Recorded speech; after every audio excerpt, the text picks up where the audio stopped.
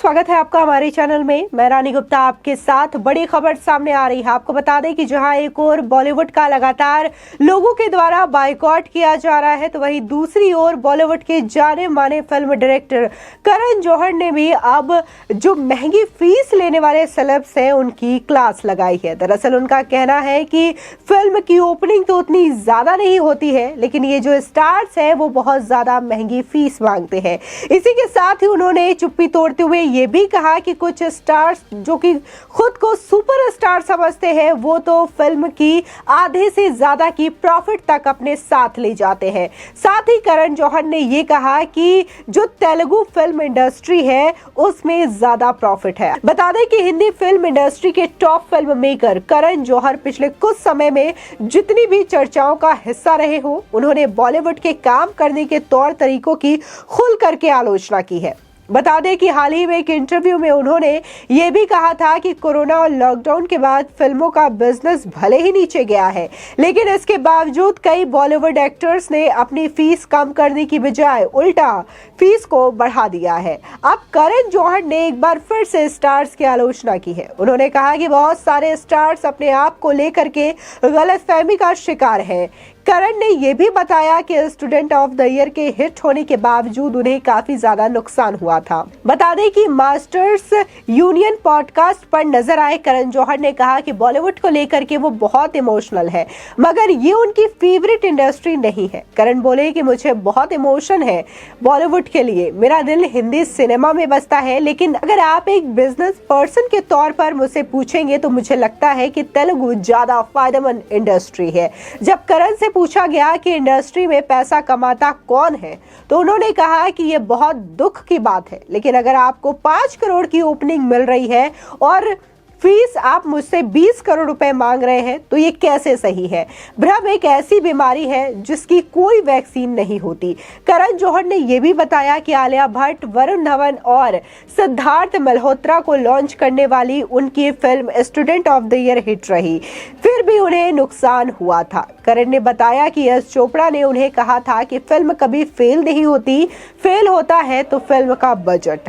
करण बोले कि जैसे कि मैंने आपको स्टूडेंट ऑफ द ईयर के बारे में बताया, मैंने एक हिट फिल्म बनाई और फिर भी मुझे पैसे का नुकसान हुआ। मैं लिटरली हर रात को एक गोली खा करके सोता था। बता दें कि पिछले साल एक राउंड टेबल डिस्कशन में करण जौहर ने कहा था कि आज वो अगर एक नए टैलेंटेड एक लड़के या फिर लड़की को लॉन्च करते हैं तो फिल्म देखने कोई नहीं जाएगा। इसकी वजह बताते हुए करण ने कहा क्योंकि आपको फिल्म इतनी प्रमोट करनी पड़ेगी, आप पर्सनल नेटवर्क एजेंसी कैसे रिकवर कर सकेंगे। तो बाकी भाषाओं में जिस तरीके से मार्केटिंग होती है उस हिसाब से हिंदी में यह मार्केटिंग बेकार मानी जाती है। सीधे तौर पर करण जौहर ने तेलुगु इंडस्ट्री को बहुत ज्यादा फायदेमंद इंडस्ट्री बताया और कहा कि वहां पर जो फिल्म मेकर्स होते हैं, प्रोड्यूसर्स होते हैं, उनको ज्यादा मुनाफा मिलता है। लेकिन अगर बात हम हिंदी इंडस्ट्री की करें तो यहाँ पर कुछ ऐसे स्टार्स हैं जो कि सिर्फ पॉपुलर हुए हैं, उनकी स्टारडम नहीं है, लेकिन उनकी फीस इतनी ज्यादा होती है। लेकिन अगर हम वो फीस उन्हें दे भी देते हैं, लेकिन फिल्मों से उनकी उम्मीद नहीं होती है कि ये फिल्म उतनी कमा पाएगी। उन्होंने सीधे तौर पर कहा कि यहाँ पर तो ऐसे स्टार्स हैं जो कि अपने आप को सुपरस्टार कहते हैं, वो फिल्म का फीस 20 करोड़ कहते हैं, लेकिन अगर उनकी ओपनिंग कलेक्शन की बात करें तो उनका ओपनिंग कलेक्शन 5 करोड़ तक नहीं जाता। तो इस तरीके से करण जौहर ने फिल्म इंडस्ट्री को लेकर के बातें कही। तो वहीं दूसरी ओर लगातार देखने को मिल रहा है कि ये कोई बात छिपी नहीं है कि जो तेलुगु फिल्म इंडस्ट्री है या फिर साउथ फिल्म इंडस्ट्री है, उनके अगर हम बजट की बात करें तो उनकी बजट बहुत ज्यादा तो नहीं होती है, लेकिन उनके जो फिल्मों का कलेक्शन होता है वो अपने आप में एक नया रिकॉर्ड बना देता है। चाहे फिर हम बात बाहुबली सीरीज की करें, दृश्यम जैसे मूवी की करें जिसका कि अभी हाल ही में सीक्वल बना है बॉलीवुड में, इसी के साथ ही RRR जैसी तमाम ऐसी मूवी के जो नाम है वो बहुत लंबी लिस्ट है, लेकिन लेकिन वो खत्म नहीं होगी, जिसमें देखा जा सकता है कि फिल्म का बजट तो बहुत कम होता है लेकिन वो मूवी थिएटर्स में 500 करोड़ से भी ज्यादा का आंकड़ा पार कर जाती है। अभी हाल ही में रिलीज हुई फिल्म कांतारा भी अपने आप में एक अलग ही उदाहरण है। फिल्म कांतारा का जो बजट है वो महज 15 से 20 करोड़ का बजट है, लेकिन इस फिल्म ने 100-200 करोड़ से भी ज्यादा का कलेक्शन पार कर दिया है। इसी के साथ ही जो मूवी थी कार्तिकेय 2 उसका भी यही हाल रहा है। लेकिन अगर हम बॉलीवुड की बात करें तो बॉलीवुड की फिल्मों का बजट इतना ज्यादा होता है कि वो फिल्में अब बॉक्स ऑफिस पर अपने बजट की कमाई तक निकालने में विफल साबित हो रही है। बता दें कि बॉलीवुड फिल्मों को पिछले साल थिएटर्स में जनता से काफी फीका रिस्पांस मिला है। बड़ी फिल्मों के कमजोर बिजनेस के बाद हर तरफ लोग इसी बात की चर्चा कर रहे हैं कि आखिर हिंदी फिल्म इंडस्ट्री की क्या दिक्कत है।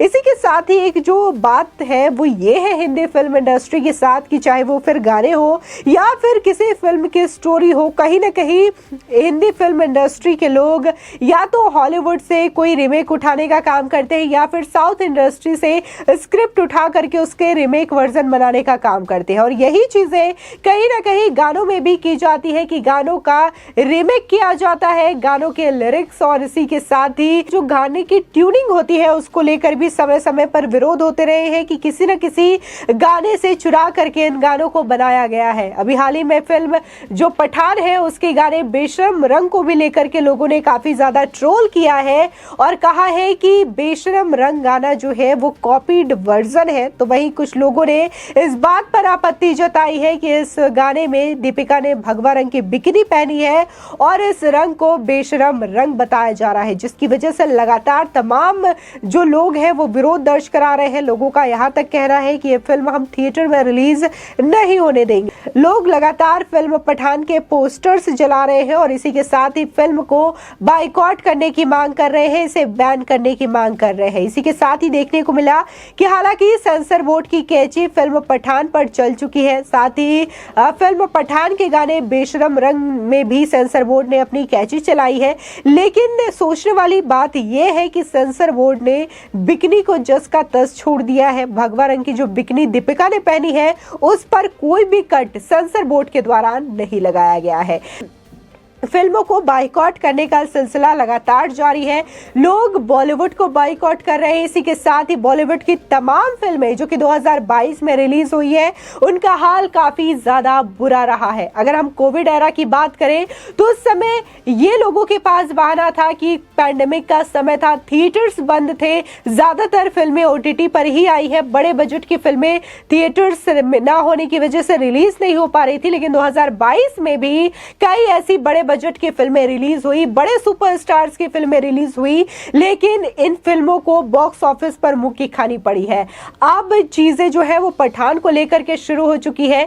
देखने को मिला था कि एक्टर सुनील शेट्टी ने भी बाइकॉट ट्रेंड को लेकर के सीएम योगी आदित्यनाथ और पीएम मोदी से गुहार लगाई थी और कहा था कि अगर सीएम योगी पीएम मोदी से कहे और बाइकॉट ट्रेंड को लेकर के अपनी बात रखे तो बाइकॉट ट्रेंड को रोका जा सकता है। लेकिन इसको लेकर के सीधे तौर पर यही जवाब आ रहा है जनता का कि अगर बॉलीवुड जो है अच्छी फिल्में बनाना शुरू कर देगा तो कोई भी बाइकॉट नहीं करेगा। क्योंकि फिल्म अगर हम लाल सिंह चड्ढा की बात करें तो लोगों ने खासकर इस वजह से बाइकॉट किया था कि एक तो ये मूवी किसी रीमेक वर्जन पे बनी थी, हॉलीवुड की मूवी फॉरेस्ट गंप पर बनी थी, लेकिन यहाँ पर आमिर खान की एक्टिंग भी लोगों को पसंद नहीं आई थी, जिसकी वजह से उन्होंने फिल्म की काफी ज्यादा आलोचना की थी। इसी के साथ ही जयेश भाई जोरदार सर्कस हो, ब्रह्मास्त्र हो या फिर देखने को मिला था शमशेरा मूवी भी आई थी, इसको भी लोगों ने बाइकॉट किया था। तो तमाम ऐसी मूवी रही 2022 में जिनको कि लोगों ने सिरे से नकार दिया।